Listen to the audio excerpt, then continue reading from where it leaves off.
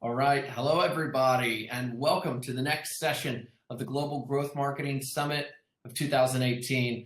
I'm one of your hosts, Clayton Wood, and I'm here with Nir Ayal, the author of Hooked and a very well-renowned speaker and growth marketer. We're excited to have him here. And Nir, we'll give everybody just a couple of minutes to get into this, into the session, and tell us if they can hear us and see us. In the meantime, how are you doing today? I'm doing great. It's great to be here. Thanks so much for having me. How's it been so far? It's been great. We started over here on the West Coast very early at 7 o'clock in the morning. We opened with Neil Patel. I'd love to hear from the audience who their favorite so far has been as they get into the audience, and also give us a thumbs up if you can hear us, or some sort of emoji, smiley face. I've got Mark saying Marcelo was good. Well, they just came from Marcella, so the last thing that you hear might be memorable, right? There's some psychology to that. It's a good segue into what we're talking about today, because Nir's well known for understanding consumer psychology and neuroscience using neuroscience to influence buyers. Today's session is a Q&A session. We've only got about 25, 30 minutes. So if you've heard of Nir, you'll know what questions to ask him. If you haven't, he'll talk a little bit about what he's done before. We're going to get into some of the ideas behind his books. Hooked, which you can see right behind him, is a great book about how consumer psychology sort of influences folks to buy, how to build products that form habit-building patterns. Nir, why don't you, for those of you who don't know you in the audience, tell us a little bit about what you do. That'd be a great place to start, I think. Sure, yeah, happy to. First of all, tell me if you can hear me okay in the audio here. I got some comments that I sound a little echoey, but hopefully these AirPods are better. Yes, okay. I hope that, okay, sound is good, terrific. So yeah, my background is I started 2 tech companies, and the last one was at the intersection of gaming and advertising. And at this intersection of 2 industries, which, let's face it, these are industries that rely upon mind control, right? These are industries that depend upon getting people to do the things that they want you to do. Advertisers don't spend all that money for their health. Gaming companies are masters of getting people to take certain actions. And at the intersection of those 2 industries, I learned a whole heck of a lot about consumer psychology and how we can design a product to help people do the things that they want to do. Now, very early here, I want to make sure that it's very clear that this is not about coercion. This is about persuasion, and there's a big difference between the 2. Coercion is when we get people to do things that they don't want to do. That's trickery. That's dark patterns. And of course, not only is it ethically wrong, it also is really bad for business, because it's very hard to get people to keep doing business with you if you trick them, if they regret doing business with you. Not only are they pissed off, they're going to tell all their friends in this age of social media also that they shouldn't do business with you. The opposite of coercion is, of course, persuasion. And persuasion is using these techniques for good, is helping people do the things they want to do, but for lack of good product design, whether that's enterprise product, whether that's consumer web products, any product can benefit from understanding these principles from consumer psychology in order to get people to do the things that they themselves want to do, but for lack of good product design, they're not doing. So that's really the core of my work over the past several years. Is really about researching and writing about the psychology behind how products can move people to do these behaviors that help them improve their own lives. Yeah, absolutely. And in Hooked, you give some examples of some of the best sort of habit-forming products. Could you tell us what are some of those? Are they the ones that we all know and love? Facebook, Instagram, stuff like that? Yeah. So, I like to give the example that if you want to be really good at something, you want to look at the best in the business. Who is doing what you do better than anybody else? And so if you think about what are the products in the tech industry that are the best at driving engagement. And by the way, I just want to talk real quick. I know this is the Growth Marketing Summit, and so we really want to emphasize growth. But here's the thing. Growth without engagement is what we call a leaky bucket. we always have to worry about engagement first and foremost, because if we're driving all this growth, and believe me, I've seen this literally hundreds of times in my career, where a company will spend tons of money on growth and they get this amazing hockey stick growth, and then people start using the product and they all fall out, right? They can't retain their users. They can't keep people engaged. The SaaS business crumbles because people won't keep paying for it if they don't use the damn product.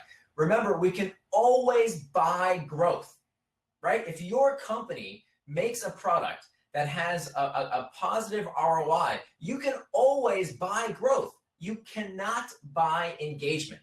Engagement must be built into the product or it won't keep people coming back. And so that's why I suggest we look at the best in the business, the companies like Facebook and Instagram and WhatsApp. Those are on the consumer website. We can also look at companies like Slack and GitHub and Salesforce. All of these companies, every single one, have the same basic psychological principles built into the design of the product to keep people coming back. Yeah. And what are some of those same basic psychological principles that keep coming back? Take us through a few of those, if you don't mind. Sure thing. Yeah, absolutely. So I'm gonna, we don't have a ton of time, unfortunately, but I'll give you kind of a 30,000-foot overview. Of course, you can buy the book right there, Hooked. It's $14 on Amazon. If you don't have $14, I don't really care. Go pirate it somewhere. All of you are very tech savvy people. I'm sure you can go find the book somewhere. I already made my advance, so I don't really care. What I do care about is that you use these techniques for good. I want you to use these hooks to help people live better lives. I know so many of you out there are building great products and services, but damn it, people aren't using them.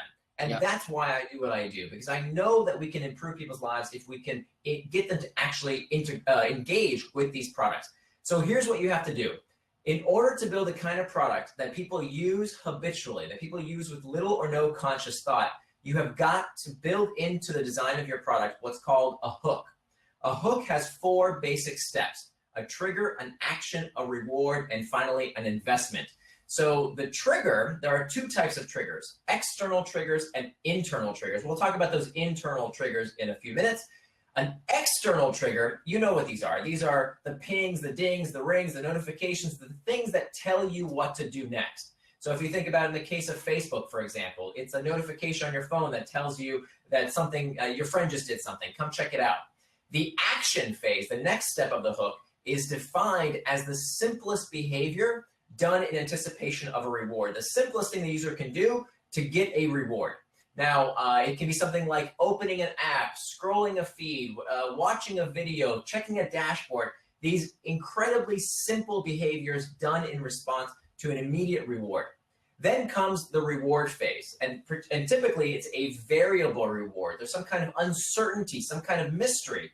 There are 3 types of variable rewards: rewards of the tribe, the hunt, and the self, which we can get to if we have some time. And then finally, and perhaps most importantly, is the investment phase.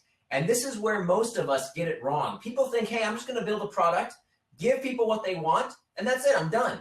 But if you're not asking for an investment is not necessarily money. Investment is something that improves the product with use. Let me say that again. An investment is something that makes the product better. It improves the product with use. That's where these products become superpowers. Because when what you do through your data, the content, the followers, the reputation you have, improves the product, that's when it becomes something that's sticky. That's when it becomes something that's hard to leave. So that through successive cycles with these hooks, eventually you begin to form what's called an association with an internal trigger. Now, this is really the driving force behind what makes something habit forming. Is when these products become habits, you don't even need the external triggers. Think about how powerful this is. When you use a product like Google without spammy advertising or spammy messaging, right? Google doesn't have to pay for someone to advertise to get you to come back to Google or Facebook or Instagram or Slack or WhatsApp. You do it on your own with little or no conscious thought. Think about how successful your company could be if you didn't rely upon advertising to get people to use your product. How amazing would that be? Well, that's exactly what every one of these companies do by attaching their product's use to a psychological itch, to some kind of discomfort that users are feeling frequently throughout their day. That's what the internal trigger is all about.